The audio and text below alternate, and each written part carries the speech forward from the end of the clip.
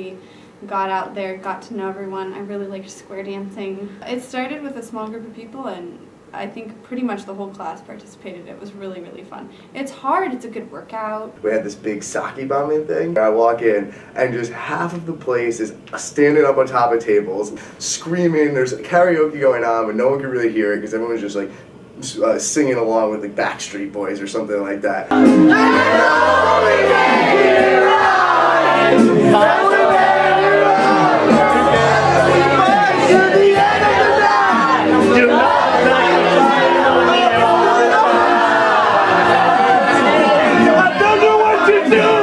How PG do we want to keep this? I mean, I didn't really want to come here, and I think fabric swayed me. I thought there was a lot of pretentiousness here. I thought there was a lot of... I didn't know if I could fit in here. My mom made me come to revisit. I didn't really like it, but I'm so happy I came here. I've grown a lot as a person. White coat ceremony. I remember the open bar. I remember the married people. We just kind of like congregated in this one spot in the atrium.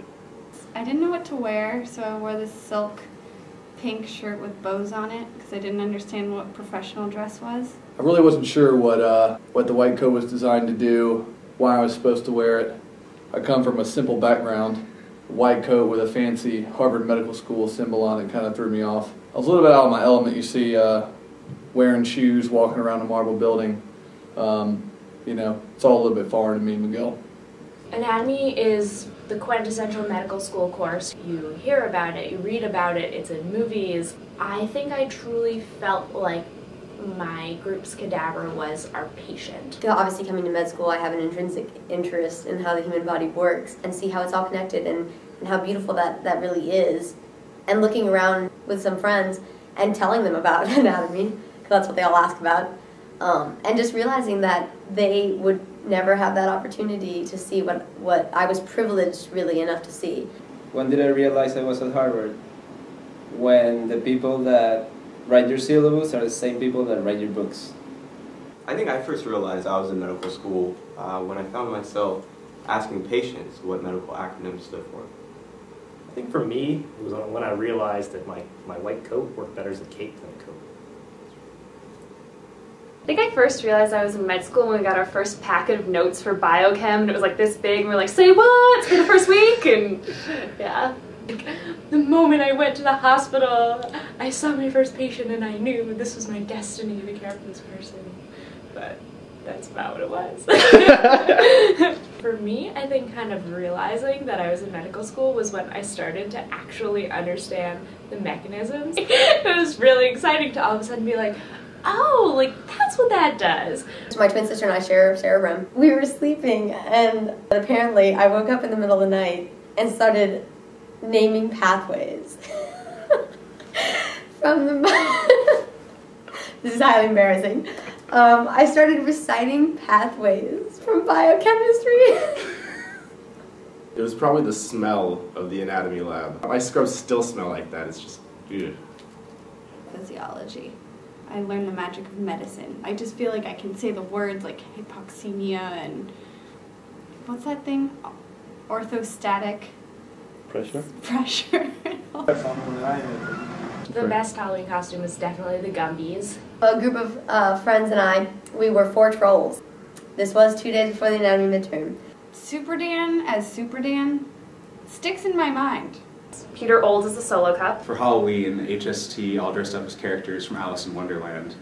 And if you've never seen Love Patel cross-dress before, that's definitely a to-do for your 4 years here.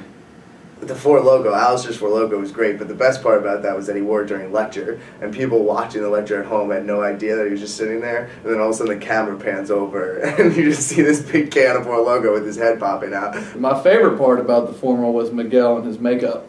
That's right, that's a male wearing makeup. I mean, he is from South America and he has a European flair, so I kind of understand it. But me, being a basic simpleton from the South, now that's some funny stuff. So our classmates are very talented. It's true.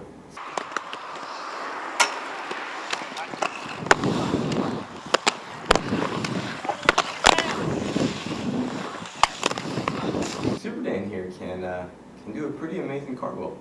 You should show. I don't want want to show off? Show up. Okay. We have people who are in the Peace Corps, we have people who worked in finance. And as far as HST, I don't think I've ever met such a close-knit, intelligent group of people. Plus we get these awesome jackets. So it was just nice to sort of hear about what other people have done and to still have that shared love for medicine and desire to learn and be good doctors in the future. Being from the South, I can't read good. A lot of the people here are very accommodated with that. They speak slow, and what's that long word for pronounce your words good? Enunciation. That's what they do for me. And that helps me a lot. Wynn will have his head knocked back somewhere in this amphitheater. Probably with a box of cereal open right next to him, because this is his strategy to stay awake. Mouth wide open, and the lecturer there. But DK has the best sleeping moment in class. And he's sitting there slouched over in his chair, leaning this way. And right next to him is Cindy, our anatomy teacher. And he's slouched so far over that she actually has to lean forward to avoid having his head on her shoulder. It was just incredible. So we were all really nervous for our first test in biochem. We came up with this idea to de-stress, put our arms around each other, this huge group hug, and of course sing the chorus of Dynamite, because that is exactly what you need to do before a test.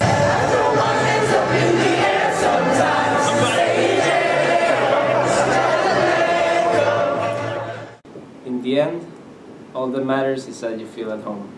And in the city with 52 colleges and universities, professors that are the best at what they do and that really care about you, and a group of medical and dental students that came together like family in only a few months, you can't go wrong. Guys, I love you so much.